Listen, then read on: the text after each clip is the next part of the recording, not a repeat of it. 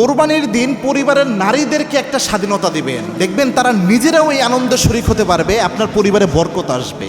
কোরবানি ঈদের দিন নারীরা তো অরিজিনালি ওইভাবে নিজেরা কোরবানি দিতে পারে না, যেটা করি আমরা পুরুষরা কোরবানি দিই, ভাগ বটোয়ারা সব আমরা করি। তো এই স্বাধীনতা একটা দেওয়া উচিত, সেটা হচ্ছে আপনার পরিবারে যে নারীরা রয়েছে তাদেরকে বলবেন যে গোস্ত বন্টন করা, প্রতিবেশী কাকে কতটুকু দিতে হবে এটা তোমরা বন্টন করো, তোমরা সুন্দরভাবে ভাগটা করো। কারণ কার পরিবারের অভাবের কি অবস্থা এটা অনেক সময় মেয়েদের কাছে এই খোঁজ থাকে, প্রতিবেশীদের হালতটা।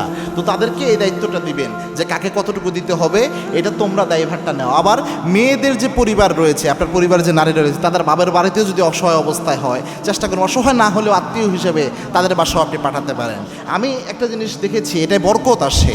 আমি ছোট থেকে দেখতাম যে আমার পরিবারে, যখন আমাদের পরিবারে আলহামদুলিল্লাহ আল্লাহ রব্বুল আলামিন আমার দাদাকে যতটুকু সম্পদ দিয়েছেন, তিনি চেষ্টা করতে সবসময় 2টা কোরবানি মোটামুটি হতো সব সময়। তো আমার পরিবারে যখন পুরুষরা থাকতো, আমার মাকে দেখতাম তিনি যখন কোরবানির ভাগটা করে, অনেক সময় একটা স্বাধীনতা নিয়ে যে ভাগটা করবে ওইভাবে মন খুশি মতো ওই ভাগটা সে করতে পারতো না। তো আমি ছোট থেকেই নিয়ত করতাম, আল্লাহ যখন আমাকে সামর্থ্য দিবে বড় হলে, আমার কোরবানি, আমার মা যতদিন জীবিত থাকবে, আমার কোরবানির সমস্ত ভাগ আমার মা করবে, মন তৃপ্তি মতো সে মানুষকে দেবে। এরপরে যদি বাসায় একটু না থাকে তাও যায় আসে না। এই জন্য আমি যখন থেকে কোরবানি দিই, দেওয়ার পরে আমি, আমার আব্বাও একটা কোরবানি দেয়, আমার পক্ষ থেকেও একটা কোরবানি হয়। তো আমি আমার আব্বাকে বলি যে তোমার কোরবানিটা এটা মোটামুটি যেভাবে স্বাভাবিকভাবে সবাইকে দেওয়ার, পুরো এলাকায় ওইভাবে দাও, আর আমার ভাগ থেকে যে কোরবানিটা হয়েছে এই বিষয়টা আমার মাকে স্বাধীনতা দিয়ে দাও, সে তার মন ইচ্ছা মতো মানুষকে দিক এবং সে তৃপ্তি সহকারে দেয় এবং এটা সে তৃপ্তি পায় অনেক বেশি।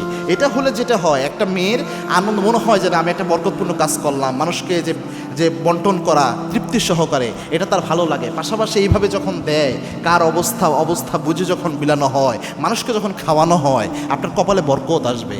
এবং আল্লাহর হাবিব সাল্লাল্লাহু আলাইহি ওয়াসাল্লাম বলতেন কয়েকটা কাজের কথা, তার মধ্যে বলতেন পরিচিত অপরিচিত যেই রয়েছে, আফশিউস সালাম অতুতিআমুত আম, মানুষকে সালাম দাও, মানুষকে খাওয়াও, খাওয়াইলে বরকত আসে।